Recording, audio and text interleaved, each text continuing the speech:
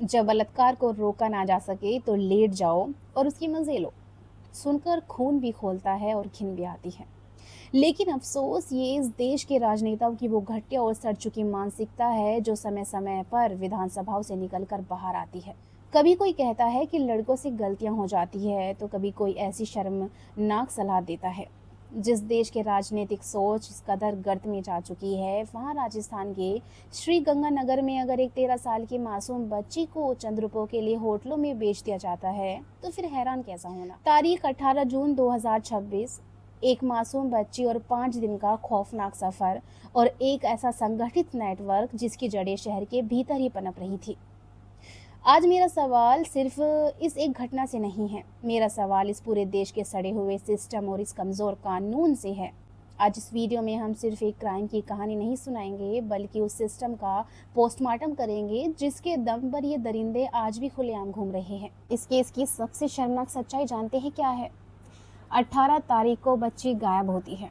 22 तारीख को जैसे तैसे बरामद होती है। शुरुआत में पुलिस 10-12 लोगों को पकड़कर बैठ जाती है और कार्रवाई कछुए की रफ्तार से चलती है।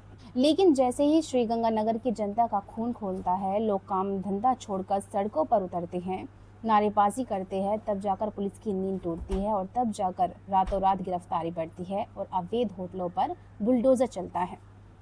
यही तो इस देश की सबसे बड़ी ताजगी है। हमारे देश में क्राइम होने के बाद पुलिस तब तक कड़ा एक्शन नहीं लेती जब तक कि जनता अपनी जान हथेली पर रखकर सड़कों पर इंसाफ की भीख न मांगे।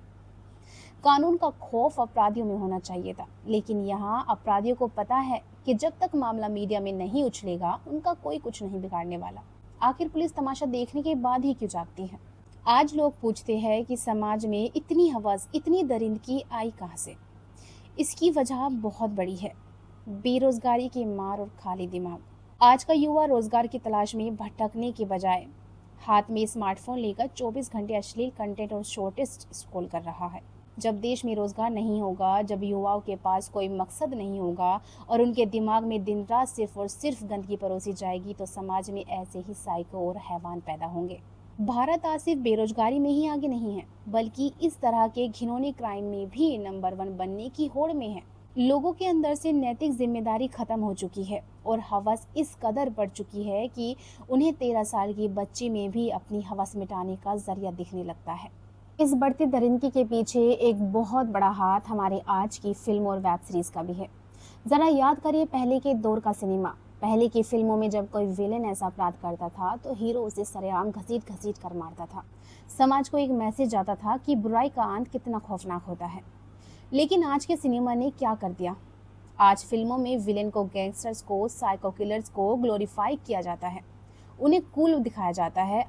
आज की फिल्मों और वेब सीरीज में जितनी ज़्यादा गालियाँ, जितना ज़्यादा अश्लील कंटेंट और जितनी क्रूर हिंसा होगी, वो फिल्म उतनी बड़ी हिट मानी जाती है। हमारी युवा पीढ़ी इसे सच मान बैठी है और अपराधियों को लगता है कि रियल लाइफ की तरह रियल लाइफ में भी वो ऐसा करके बच सकते हैं।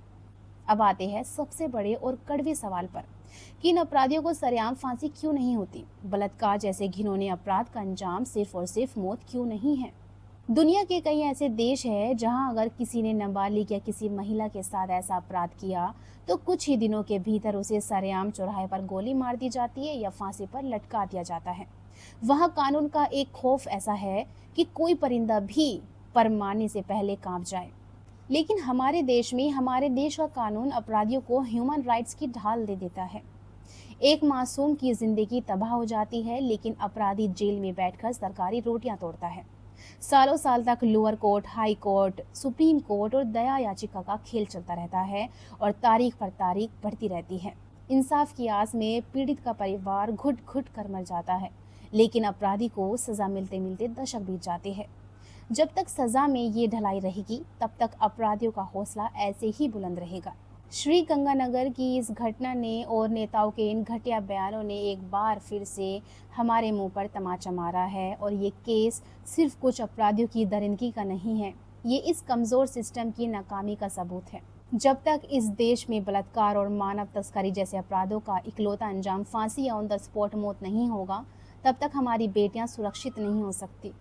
आज हमें सरकार से, नेताओं से और इस देश की न्याय प्रणाली से सीधे शब्दों में मांग करनी होगी कि हमें तारीख नहीं, हमें फास्ट ट्रैक कोर्ट से तुरंत न्याय चाहिए। अपराधियों में कानून का खौफ ऐसा होना चाहिए कि वो किसी लड़की की तरफ आंख उठाने से पहले भी कांप उठे।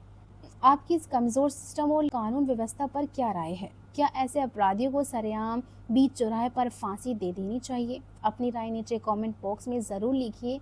इस वीडियो को इतना शेयर कीजिए कि ये सोए हुए हुक्मरानों के कानों तक पहुँचे और जागरूक बनिए, अपनी आवाज़ उठाइए। जय हिंद।